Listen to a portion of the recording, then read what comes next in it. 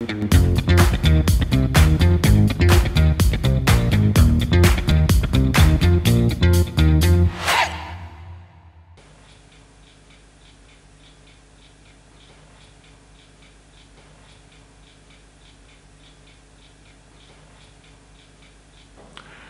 a eu besoin de se repérer dans le temps pour des raisons de communication et de sociabilité.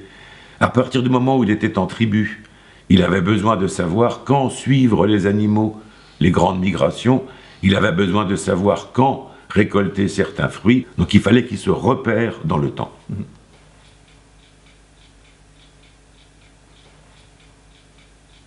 Alors, les premiers instruments que l'homme a développés, c'est avant tout le bout de bois, tout bête, un bout de bois qu'on va planter dans le sol et on va regarder donc finalement l'ombre qui est projetée par le soleil. Et ça a permis dans un premier temps de se repérer donc dans le temps.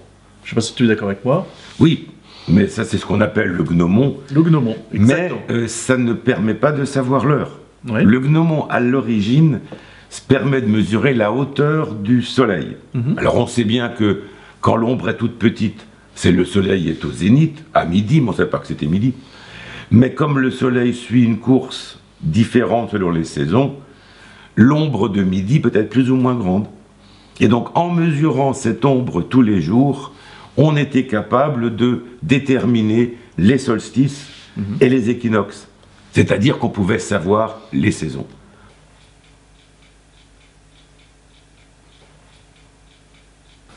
Alors effectivement, le gnomon, on le connaît un peu moins, mais il faut savoir que c'est l'ancêtre du cadran solaire.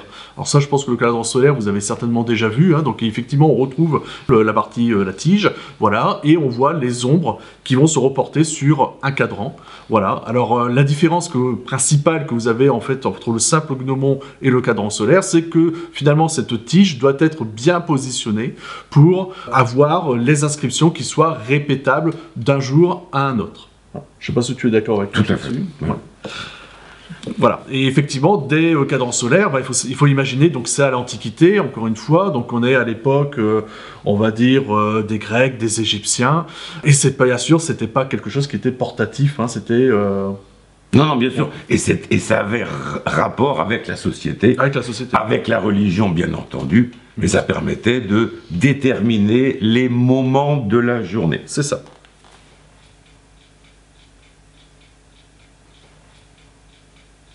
Alors maintenant, si on veut aller un peu plus loin, si on veut essayer de mesurer vraiment des durées, par exemple, il y a Aristote qui parle que lorsqu'il y avait des procès, des choses comme ça, il fallait mesurer la durée, il fallait utiliser d'autres systèmes. Donc on avait par exemple la bougie graduée, donc c'est-à-dire qu'on mettait une bougie, on enflammait, puis on regardait finalement le niveau descendre, voilà. Et sinon, donc les Grecs anciens avaient inventé donc un autre système qui était la fameuse clepsydre. Oui, alors la clepsydre, qui est le premier instrument actif, autant le gnomon et le cadran solaire sont passifs, c'est le soleil qui fait le boulot, autant la clepsydre est un instrument actif très simple. Un bol avec un trou, le principe du robinet qui fuit, et un deuxième bol pour recevoir l'eau qui coule. La taille de ce petit bol réceptacle donne une durée.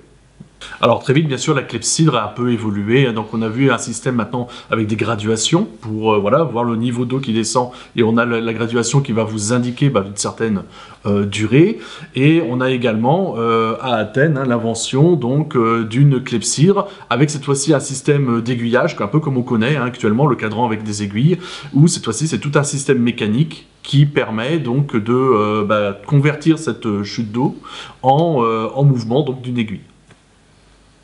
Et alors se pose la question, qu'est-ce qu'on fait avec cette aiguille qui tourne?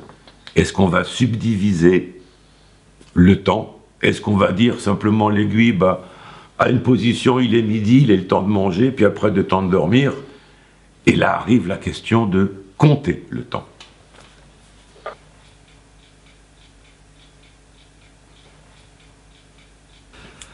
Alors, Pour effectivement les unités de mesure du temps, il faut le savoir que déjà on est parti sur des étalons, c'est-à-dire des phénomènes physiques qui se répètent et qui ont servi vraiment d'unité de base. Voilà.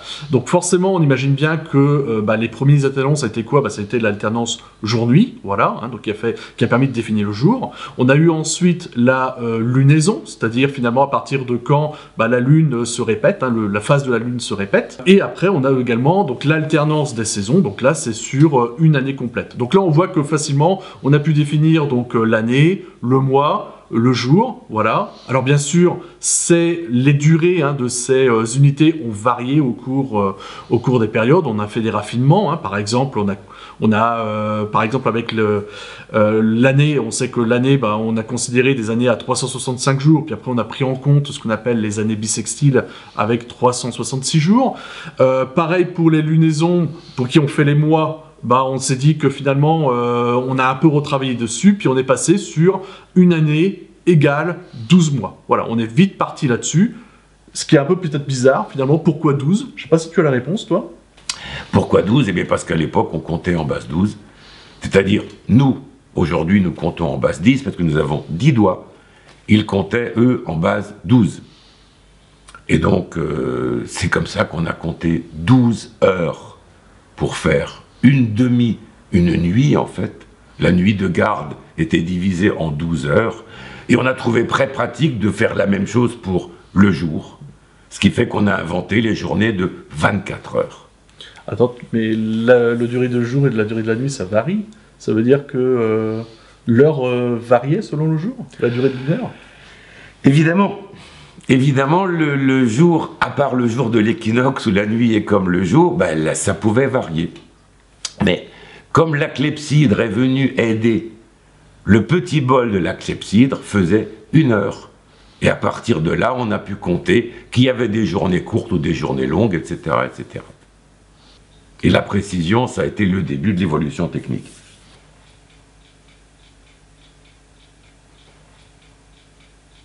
Alors effectivement, sur l'évolution technique, je dirais qu'on est passé de la clepsydre aux horloges à eau, des horloges à eau aux horloges vraiment mécaniques, avec, disons, un système, ce qu'on appelle un système d'échappement, avec donc une partie qui est là pour comme base d'énergie, donc par exemple tout simplement un poids qui est en train de descendre, donc là vous avez de l'énergie ici de potentiel, qui va être ensuite, donc cette énergie va servir de base pour un mouvement, donc un organe qui s'appelle le régulateur. Par exemple, donc dans les premières horloges d'église, c'était ce qu'on appelle un folio, hein, donc un système mécanique qui faisait comme ça, et qui permettait de battre le temps. Voilà. Et on est arrivé très vite avec l'invention du pendule par Galilée à des horloges à balancier. L'invention donc déjà du cadran avec une aiguille pour indiquer l'heure, ça date à peu près du XIVe siècle. Pour celle des minutes, il faut attendre le XVIe siècle. Et pour avoir la seconde, ça date aux environs du début du XVIIIe siècle. Alors pourquoi on a mis tant de temps à avoir la seconde? Parce que tout simplement on n'en avait pas besoin. Et on en a eu besoin à un moment donné parce que les marins avaient besoin de cette précision-là pour pouvoir se repérer en mer.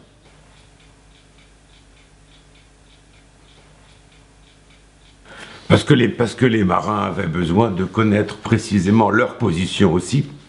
Et leur position, elle était évidemment dépendante aussi du soleil. Donc ils avaient besoin de mesurer le zénith. Mais comme ils étaient partis d'Angleterre, de Greenwich par exemple, ils avaient besoin de savoir où ils étaient par rapport à Greenwich. Et le seul moyen était de compter le temps qu'ils avaient mis et la vitesse avec une corde à nœud par exemple. Donc l'horloge sur un bateau était la sécurité. Et pour avoir la seconde, effectivement, il a fallu donc travailler sur ces horloges. Il faut savoir que les Anglais avaient mis un concours en place qui s'appelait le Longitude Act, où le but c'était de trouver finalement une horloge qui permettait d'avoir une précision de l'ordre de la seconde pour faire donc ces calculs de navigation. Et bien sûr, ils ont réussi à trouver ce genre de système et l'Angleterre s'est imposée à cette époque-là comme, on va dire, vraiment les pionniers dans tout ce qui était horloge de précision de l'époque.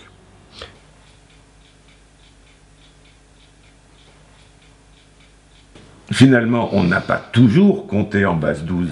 On a essayé de changer à un moment donné. Voilà, tout à fait, non, c'est une bonne question. Et déjà, il faut savoir que là, on adopte un point de vue très occidental. Si, par exemple, je me déplace en Asie, effectivement, ils étaient sur un système plutôt décimal, hein, à l'époque, pour mesurer le temps. Hein, compter sur ses mains, voilà, sur ses deux mains.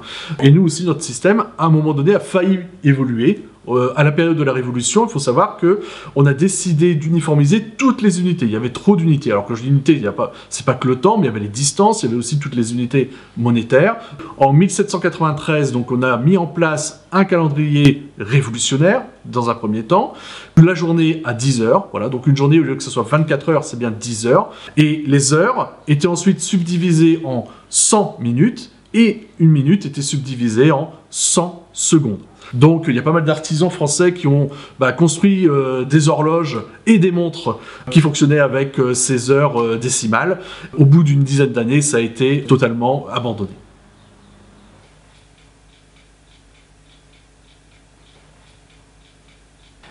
Si sur un bateau, l'horloge, ça sert à connaître sa position, mais à terre, ça permet de rythmer la vie sociale. Tout le monde n'a pas une montre. C'est un instrument de précision. Donc il y a une horloge dans chaque village, dans chaque peut-être maison bourgeoise, et ça permet de rythmer la vie. Et ça a aussi permis, quand la précision a pu commencer à venir, ça a permis les horloges astronomiques qui, par exemple, si on prend celle de Strasbourg, non seulement vous donnent l'heure, c'est-à-dire l'heure des prières, l'heure du repas, etc., mais en plus est capable de calculer les fêtes mobiles. Si on peut dire, on est revenu à l'origine de la mesure du temps, il ne s'agit plus de compter une durée, mais de se repérer dans le temps.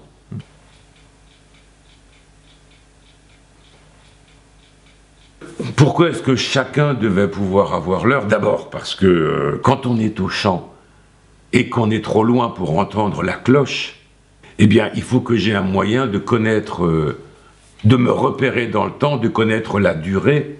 Et donc, autant l'horloge nous permet de se repérer dans le temps, autant la montre, qu'elle soit de Gousset au départ, permet de revenir à une mesure de durée.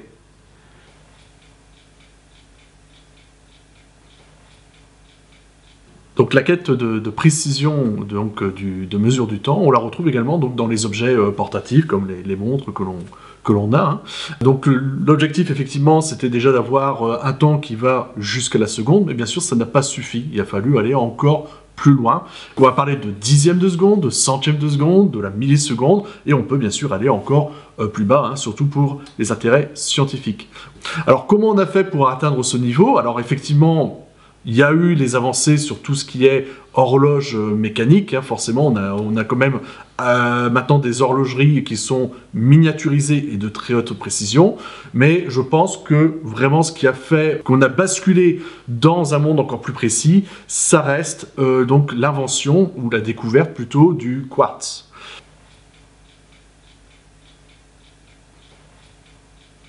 Le quartz, c'est finalement l'équivalent électrique d'un diapason. Je pense que le diapason, vous connaissez, hein, il s'agit d'un instrument, vous tapez dessus et ça va se mettre à vibrer à une certaine fréquence et ça sera toujours la même fréquence. Parce que cette fréquence dépend du matériau et de sa géométrie. Donc le quartz, c'est comme un diapason, sauf que le diapason, c'est des propriétés plutôt mécaniques. Là, le quartz, maintenant, on est parti sur des propriétés électriques. Donc, bien sûr, c'est pas n'importe quel matériau, il faut choisir un matériau qui a des propriétés dites piézoélectrique. On soumet ce matériau à un champ électrique et il va nous générer un courant alternatif qui va osciller à une certaine fréquence, une fréquence bien spécifique qui dépend de la nature du matériau et de sa géométrie. Ça va nous servir comme étalon pour compter donc le temps et ça va nous permettre effectivement d'atteindre des précisions beaucoup plus grandes que celles qu'on avait auparavant. Et donc là on voit que maintenant le comptage du temps, on passe de l'ère mécanique à l'ère électrique.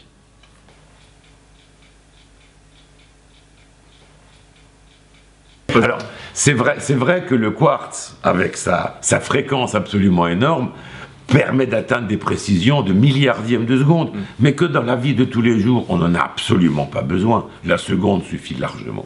Et ça, c'est un peu ce qu'on croit, mais en fait, c'est pas du tout le cas. Si vous prenez tous les systèmes que l'on a électroniques, numériques, en fait, ils fonctionnent tous avec des quartz. Et en fait, ils font énormément de calculs à la seconde. Et donc, ça veut dire que forcément, vous avez besoin d'une précision sur le temps. Donc, ça montre que, en fait, on est, nous, entourés de systèmes qui ont besoin de connaître le temps à cette précision-là.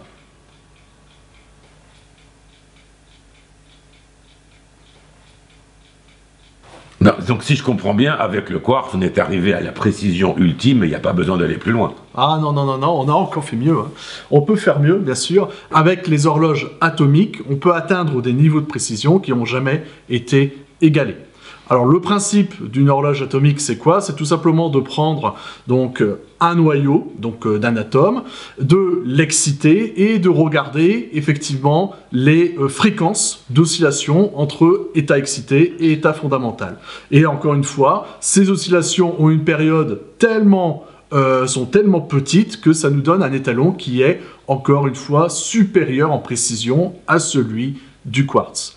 Et avec une horloge atomique, on peut atteindre des précisions, c'est-à-dire un nombre d'erreurs de l'ordre du milliardième de seconde sur plusieurs années.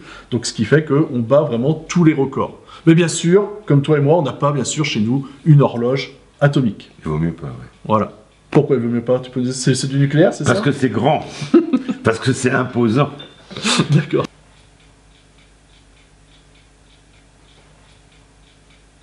Eh bien, par exemple, ça peut nous servir à mesurer des distances avec une très grande précision. Et par exemple, votre GPS, s'il n'était pas capable d'avoir une très bonne précision en temps, eh bien, votre erreur sur votre position sur Terre serait plutôt de 10 ou 15 mètres que d'1 mètre. Par exemple, mais là, on est en science, pour mesurer les effets de la relativité restreinte ou générale, le seul moyen, c'est de compter ce qu'on appelle la dilatation du temps. Mais pour ça, il faut arriver à compter des milliardièmes de seconde. Donc être très rapide, très précis. Donc pour la recherche fondamentale, c'est indispensable cette précision. Pour faire cuire son rôti, on n'en a pas vraiment besoin.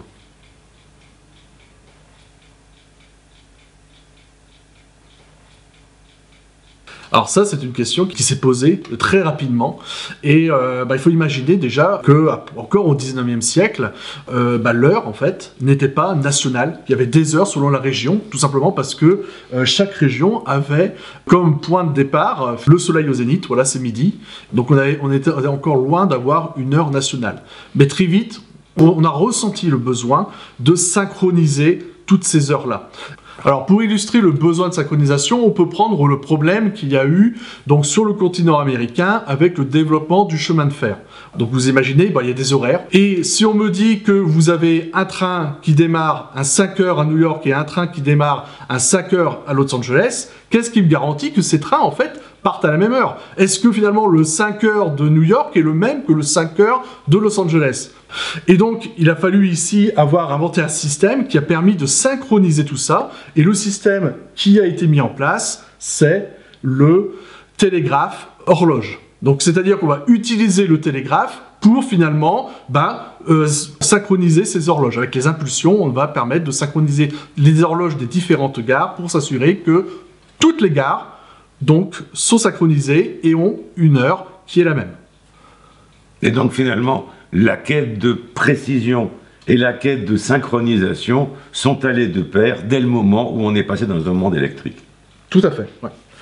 Et à l'heure actuelle, finalement, si vous prenez votre portable, partout dans le monde, on peut donc avoir la même heure, une heure finalement globale, grâce à l'informatique, en particulier Internet, qui nous permet donc de synchroniser directement nos téléphones portables, nos ordinateurs, à un étalon. Et cet étalon, généralement, il s'agit des horloges atomiques qui se situent dans les satellites GPS.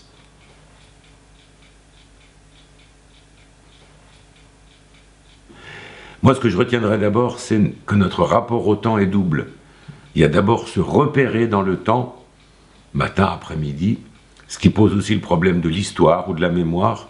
Et puis il y a le problème de compter le temps, ce qui pose le problème de la durée. Par exemple, si je te dis, on se donne rendez-vous demain à 5 heures, et on va bavarder pendant 10 minutes, ça pose 2 problèmes fondamentaux sur le temps.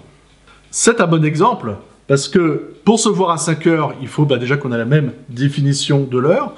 10 minutes, il faut pareil, avoir la même durée, d'accord? Donc ça veut dire qu'on doit avoir les mêmes étalons, on doit forcément avoir les mêmes unités, que finalement, notion d'heure et notion de minute soient identiques. Ensuite, pour être à l'heure à mon rendez-vous, j'ai besoin d'avoir mon propre système donc, de mesure du temps. Voilà, j'ai ma montre, avec une assez bonne précision, parce que je sais que toi, t'es alsacien, c'est 5 heures pile, donc il faut que je sois bien précis. Donc ça veut dire que déjà le temps soit démocratisé, que j'ai pas besoin d'aller au clocher du village pour voir l'heure, que j'ai mon propre système. Voilà. Et enfin, que nos systèmes de mesure soient synchronisés, que 5 heures pour toi, ce soit 5 heures pour moi. Et donc, ce qu'on peut dire, c'est que on est capable de se synchroniser, de se repérer dans le temps, de mesurer ou de compter le temps par sa durée, mais la question reste posée, qu'est-ce que c'est le temps ?